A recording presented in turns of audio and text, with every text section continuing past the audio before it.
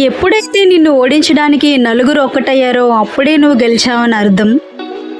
మీ లైఫ్లో మీరు సక్సెస్ అవ్వకుండా అడ్డుగా ఉన్న కారణాలకి ఎప్పుడైతే సమాధానం వెతుకుతారో అప్పుడే మీకు మెచ్యూరిటీ వచ్చిందని అర్థం.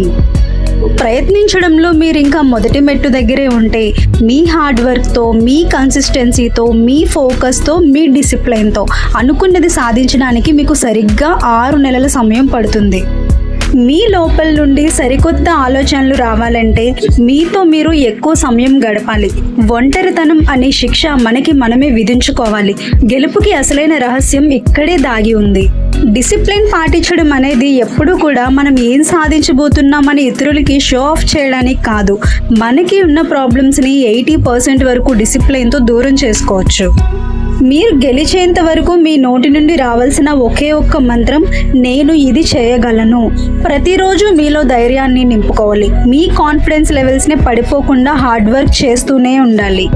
గతాన్ని ఎక్కువగా తలుచుకుంటూ ఉంటే డిప్రెషన్లోకి వెళ్ళిపోతాం. మనల్ని చూసి మనం గర్వపడేలాంటి రోజు ఒకటి రావాలి అంటే ఎమోషన్స్ని పక్కన పెట్టి మీ వాల్యూని ఇంప్రూవ్ చేసుకోండి. కష్టకాలం అనేది మనలో ఎప్పటికీ చెదిరిపోని కొన్ని గుణాలను పెంచుతుంది. ధైర్యంగా ఉండడం, మెంటల్గా స్ట్రాంగ్ అవ్వడం, ఫేక్ పీపుల్ని గుర్తించడం, మన కోసం మనం నిలబడడం, ఎంతవరకు మాట్లాడాలి, ఎవరిని దూరంగా ఉంచాలి అనే మెచ్యూరిటీని బిల్డ్ చేస్తుంది. ఇతరుల గురించి ఆలోచించేంత సమయం మనకి లేదు. అన్నంత బిజీగా ఉండాలి. అందరూ నా గురించి ఏమనుకుంటున్నారో, అసలు వాళ్ళ లైఫ్లో ఏం జరుగుతుందో అనే నాన్ సెన్స్లోకి మనం వెళ్ళకూడదు. జీవితం అంటేనే కష్టాలమయం. కష్టపడకుండా, నష్టపోకుండా ఏ విషయాన్ని నేర్చుకోలేం. కష్టం వచ్చిందనో, నష్టం కలిగిందనో ఉన్న చోటే ఆగిపోతే జీవితంలో చేతకాని వారిలా మిగిలిపోతాం. బాధలు ఎప్పుడు బలమైన వారిని వెతుక్కుంటూ రావు.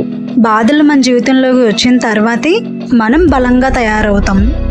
జీవితంలో ఏది కోల్పోయినా ధైర్యం ఒక్కటి ఉంటే చాలు. కోల్పోయినవన్నీ మళ్ళీ తిరిగి సంపాదించుకోవచ్చు. నువ్వు కష్టపడకపోతే ఏ దేవుడు దిగొచ్చి నిన్ను గొప్పవాడిని చేయడు. ఎంత కష్టం వచ్చినా నిన్ను నువ్వే ఓదార్చుకోవాలి, నిన్ను నువ్వే నమ్ముకోవాలి.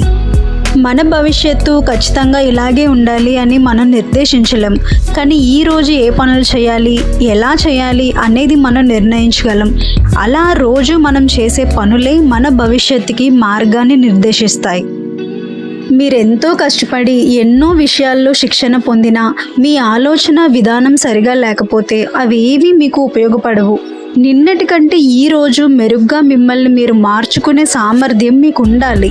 మీ కెపబిలిటీస్ మీద మీకు అనుమానం ఉంటే ఒక్క అడుగు కూడా ముందుకు వేయలేరు. జీవితం విలువ కష్టపడితే తెలుస్తుంది కానీ ఒకరి మీద ఆధారపడితే కాదు. కష్టపడే దాంట్లో మన గౌరవం ఉంది. ఎవరో మనకి విలువ ఇవ్వలేదు అని మన విలువ తగ్గిపోదు కదా. మన జీవితం మనకి ఎప్పటికీ విలువైనదే. జీవితంలో ఎప్పటికీ రిస్క్ తీసుకోకుండా ఉండడమే అతిపెద్ద రిస్క్ అనే విషయం మీకు తెలుసా?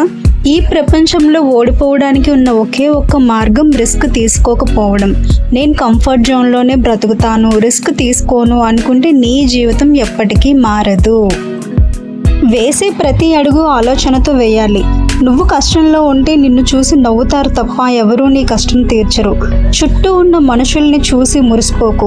అవసరంతో వచ్చే మాటలు, అభిమానంతో వచ్చే మాటలకు తేడా తెలుసుకోకపోతే మనల్ని ఆడించే వారికి మనమే అవకాశం ఇచ్చినట్టు. నీ మీద నీకు నమ్మకం పెరిగినప్పుడు చేసే పనిలో నీ సామర్థ్యం కూడా పెరుగుతుంది. సంకల్ప బలం మనలో ఉన్నప్పుడు ఎలాంటి పరిస్థితినైనా మనకి అనుకూలంగా మార్చుకోవచ్చు.